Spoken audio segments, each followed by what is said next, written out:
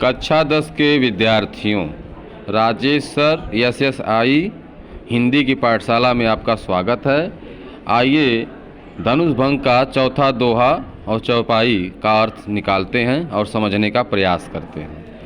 कि देखि देखि रघुबीर तना सुरमनावधरि धीर, भरे बिलोचन प्रेम जल पुलकावली शरीर। देख देख यानी देख देख कर, रघुबीर माने श्री रामचंद्र जी के शरीर को देख करके, तन को देखकर देवताओं को धैर्य धारण करके मना रही हैं। और नेत्रों में प्रेम रूपी जल भरा हुआ है। प्रेम विलोचन मतलब नेत्रों में प्रेम रूपी जल भरा हुआ है। शरीर उनकी पुलकित है, शरीर मतलब पुलकित है अर्थात आनंदित है, रोमांचित है।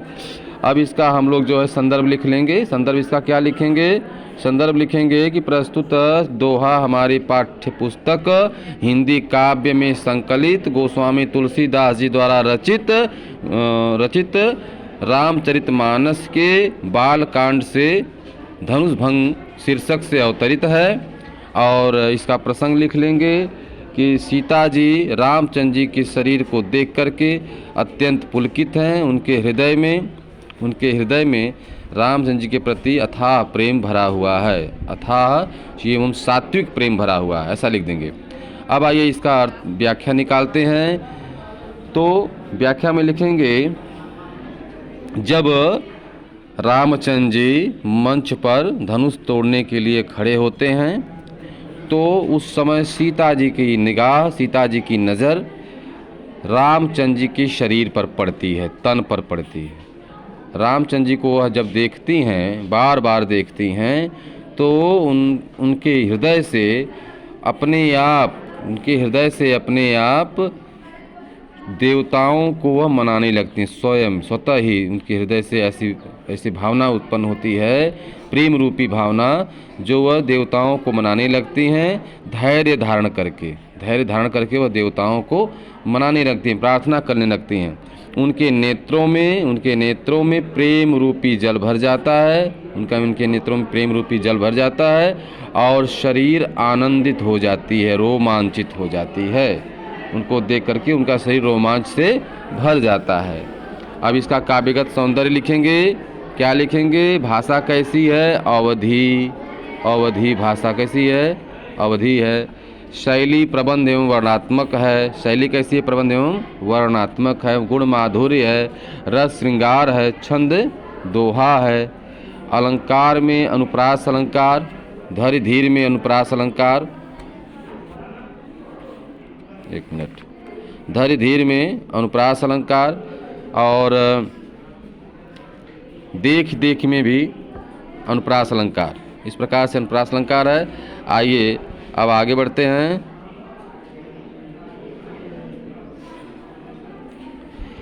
कि नीके निरखी नयन भरि शोभा, पितुपनु सुमेरी बहुरी मनु क्षोभा।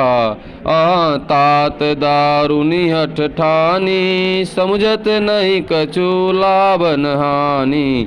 सचिव सभय सिख दे न कोई, बुध समाज बड़ अनुचित होई। कादन कुल सिंह चाई कठोरा, का श्यामल मृदु गात किशोरा। का श्यामल मृदु गात किशोरा। नीके निरख नयन भरि शोभा। नीके मतलब ठीक प्रकार से, अच्छी प्रकार से। निरख मतलब देख कर, नयन मतलब नेत्रों में, नहीं कहते आँख भर करके देखना, देख कर। भरि शोभा माने उनकी शोभा को अपने नेत्रों में भर करके। पुनः पितु मतलब पिता का पुनः पिता के बारे में याद करके। पिता के बारे में क्या याद करके? हठ, अभी अगली लाइन में अर्थ होगा। पिता के बारे में याद करके। बहुरी माने अत्यंत, मनु माने मन में, क्षोभा माने क्षोभ उत्पन्न होता है, क्रोध का ही दूसरा रूप क्षोभ होता है। जब बड़े छोटों पर क्रोध करते हैं तो उसे क्रोध कहा जाता है डायरेक्ट। और जब छोटे बड़ों पर क्रोध करते हैं लेकिन अव्यक्त रहता है, वह व्यक्त नहीं कर सकते, यानी जिसको व्यक्त किया जा सके उसे क्रोध कहते हैं, और जिसे अव्यक्त नहीं व्यक्त न किया जा सके लेकिन अंदर ही अंदर क्लेश उत्पन्न हो, क्रोध उत्पन्न हो, उसे क्षोभ कहते हैं। तो यहाँ पर जो है सीता जी क्रोधित हैं, अपने पिता के को याद जैसे करती हैं उनके मन में क्षोभ उत्पन्न हो जाता है कि अहाँ तात, तात मतलब पिताजी ने, दारुण मतलब अत्यंत कठोर, हठ को ठानी मतलब संकल्प कर लिया, ठान लिया है। अरे पिताजी ने तो अत्यंत कठोर हठ ठान लिया है।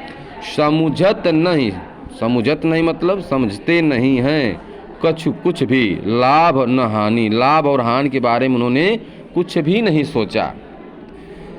उनके जो मंत्री हैं, सचिव हैं, वह भय के कारण कोई भी शिक्षा नहीं दे रहे हैं, कोई भी ज्ञान नहीं दे रहे हैं, कोई भी बात नहीं बता रहे हैं। और बुद्ध समाज, बुद्ध माने होता है पंडित समाज, अर्थात पंडित का मतलब विद्वान समाज, ज्ञानी समाज बैठा हुआ है और इतना बड़ा अनुचित होने जा रहा है। कैसा अनुचित होने जा रहा है कि कह धनु, कह माने कहाँ, धनु माने धनुष, कुलस्यु माने वज्र से भी कठोरा, चाय कठोरा है। कहाँ पर वह धनुष वज्र से भी ज़्यादा कठोर, और कहाँ, कह माने कहाँ, ऐसे श्यामल मृदुगात किशोर, ऐसे श्यामल मृदुगात, श्यामल श्यामले रंग के कोमल श्री रामचंद्र जी, किशोरा अर्थात किशोर श्री रामचंद्र जी। ठीक है। अब इसका आप प्रसंग भी लिख सकते हैं कि सीता जी के मन में संदेह है। क्या संदेह है कि इतने कोमल शरीर वाले रामचंद्र जी शंकर जी की धनुष को, शिव जी की धनुष को कैसे तोड़ेंगे। पिता के द्वारा लिए गए कठोर प्रण को वह याद कर रही हैं और उनकी मनोदशा का भी वर्णन इसमें याद करते हुए उनकी मनोदशा का वर्णन किया गया है। अब व्याख्या में जैसा कि मैं बताया हूँ समझाते समय ही, तो इसमें व्याख्या में क्या लिखेंगे। गोस्वामी तुलसीदास जी कहते हैं कि जब श्री रामचंद्र जी उस सभा में धनुष तोड़ने के लिए खड़े होते हैं, मंच पर खड़े होते हैं, तो सीता जी ने अच्छी प्रकार से भली भांति उनको देखा और देख रही हैं या देखा, और पुनः उनको अपने पिता के बारे में याद करके क्रोधित हो गईं। पुनः पिता के कठोर हठ को याद करके, यहाँ तक कर सकते हैं, कठोर हठ को याद करके क्रोधित हो गईं और उन्होंने कहा कि पिताजी कोई भी लाभ हानि नहीं समझ रहे हैं, कोई भी लाभ हानि नहीं समझ रहे हैं। ठीक है। इसके बाद आगे, सचिव सभय सिख दे न कोई, पूद समाज बड़ अनुचित हुई। उनके जो सचिव हैं, मंत्रीगण हैं, वह भी उन्हें कोई शिक्षा नहीं दे रहे हैं। इतना पंडित ज्ञानी समाज बैठा हुआ है और इतना बड़ा अनुचित होने जा रहा है। कहाँ धनु कुलस्यु चाय कठोरा, कहाँ पर इतनी कुलस्यु मतलब वज्र से भी कठोर धनुष है। कहाँ धनु कुलस्यु, कहाँ इतनी वज्र से भी कठोर धनुष, और कहाँ इतने कोमल, कम उम्र के कोमल प्रभु श्री राम। इस प्रकार वह कहती हैं कि यह तो उनके मन में भय उत्पन्न है, वह डरी हुई हैं और कह रही हैं कि विधि। चलिए इसको अगले प्रसंग में पढ़ते हैं, तो आगे शुरू करते हैं। तो इसका पहले इतने का आप देख लीजिए काव्य सौंदर्य। भाषा कैसी है, अवधि है। भाषा कैसी है, अवधि है। गुण कैसा है, माधुर्य है। शैली प्रबंध है, रस श्रृंगार और भक्ति रस छंद दोहा है। आइए थोड़ा सा आगे बढ़ते हैं अब।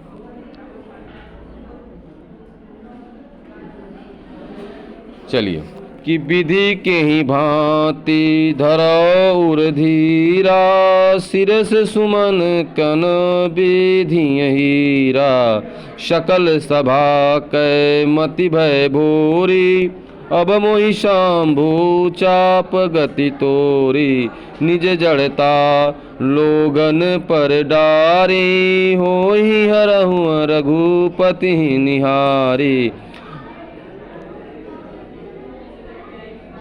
निज जड़ता लोगन पर डारी, होई हरहु रघुपति निहारी, अति परिताप सिय मन माही, लवनी में सजुग सय समझाही। आइए अर्थ पे चलते हैं। विधि के ही भांति, विधि मतलब हे विधाता, हे विधाता अब किसी प्रकार से, की ही भांति किसी प्रकार से, धरो मतलब धारण करना होगा, उर मतलब हृदय में, धीरा मतलब धैर्य। हे विधाता अब किसी प्रकार से हृदय में धैर्य को धारण करना होगा। सीरस सुमन, सीरस अर्थात होता है सीरस का फूल, सीरस पेड़ होता है, उसका फूल बहुत कोमल होता है। तो सीरस सुमन, सीरस का जो सुमन है, सुमन माने पुष्प, सीरस वृक्ष का पुष्प से कन बेधी, कहीं बेधी मतलब बेधा जा सकता है, अर्थात बेधा मतलब काटा जा सकता है। हीरा मतलब, हीरा एक कठोर, हीरा एक कठोर धातु होती है जिसे सीरस के पुष्प से नहीं काटा जा सकता। फिर आगे है कि सकल सभा, सकल माने संपूर्ण, सभा की मति, मति मतलब होता है बुद्धि, भाई भोरी मतलब भोली हो गई अर्थात बावरी हो गई है, संपूर्ण सभा की मति बावली हो गई है। अब मोहि शंभु चाप गति तोरी, अब तो मुझे, यहाँ देखिए मोहि मतलब होता है मुझे, अब तो मुझे शंभु चाप अर्थात शिव जी की धनुष, शिव जी की धनुष पर ही गति तोरी, मेरी गति को अर्थात मेरी इस भय को तोड़ सकता है, अर्थात समुद्र, अब तो मुझे शिव जी की धनुष का ही भरोसा है। फिर देखिए आगे है निज जड़ता लोगन पर डारी, निज माने यहाँ पर जो है गोस्वामी तुलसीदास ने बड़ा ही मनोरम चित्रण किया है। गोस्वामी तुलसीदास यहाँ कह रहे हैं कि सीता जी कह रहे हैं कि हे शंभु चाप, हे शंभु चाप यानी हे शिव जी की धनुष, तुम जो है अपनी जड़ता, निज माने अपनी जड़ता को, अर्थात यहाँ पे देखिए थोड़ा सा हम पुनः से अर्थ को इसको समझाने का कोशिश करेंगे। देखिए यहाँ पे सीता जी, आप लिख सकते हैं गोस्वामी तुलसीदास जी, सीता जी के अंदर जो क्षोभ उत्पन्न हुआ है, क्षोभ के कारण जो उनको भय लग रहा है कि रामचंद्र जी इतने कोमल हैं और हमारे पिताजी ने इतना तात दारुण हठ ठानी, इतना कठोर उन्होंने हट को ठान लिया है, संकल्प ले लिया है, तो इस कारण से वह जो है कह रहे हैं कि हे विधाता, हे विधाता, एक मिनट,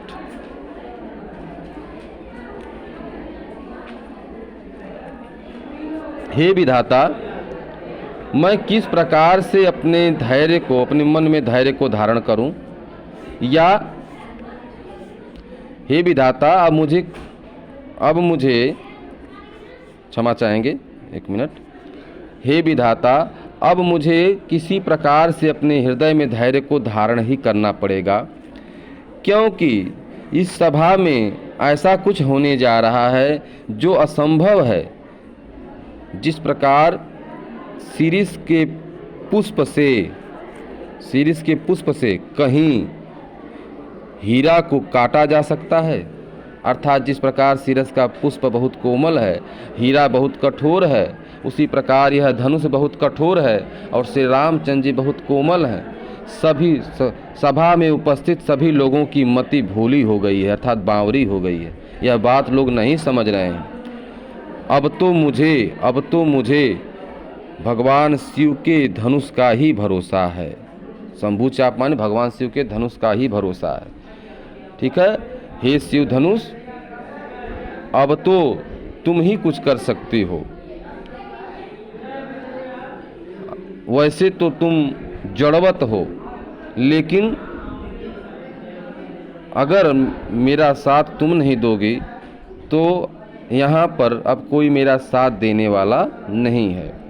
इसलिए हे शिव धनुष, अपनी जड़ता को, अपनी निज जड़ता, निज माने अपनी जड़ता को लोगों के ऊपर डाल दो, लोगों के ऊपर डाल दो, और एक नज़र, हरऊ माने हर लो, कम कर दो, एक नज़र श्री रामचंद्र जी को निहार करके, निहारी मतलब निहार करके अपनी गुरता को भी कम कर दो, अपनी जड़ता को लोगों पर डाल दो, क्योंकि लोग बावरे हो गए हैं, कुछ नहीं बोल रहे हैं, वो भी तुम्हारी तरह जड़वत हो गए हैं। इसलिए अपनी जड़ता को उन लोगों पे ही डाल दो जो सभा में बैठे हैं, और अपने गरुड़ यानी गंभीरता को हरुआ कर दो, अर्थात कम कर दो, क्योंकि एक बार श्री रामचंद्र जी को देख लो कितने कोमल हैं। इस प्रकार वह सोचते हुए सीता जी सोचते हुए उनका अति परिताप, अत्यंत दुख में, संताप में वह पड़ी हुई हैं, जिसके कारण उनका मन जो है मनमाही, माही मतलब उनके मन में सीय मनमाही, सीता जी का मन अत्यंत दुखी संताप में पड़ा हुआ है। इस कारण उनका एक एक पल, लव माने पल होता है, निमेष माने बीत रहा है, कट रहा है, युग के समान, युग सम जाहि मतलब युगों के समान कट रहा है। आज के लिए बच्चों इतना ही, आगे हम अगली कक्षा में पढ़ाएंगे।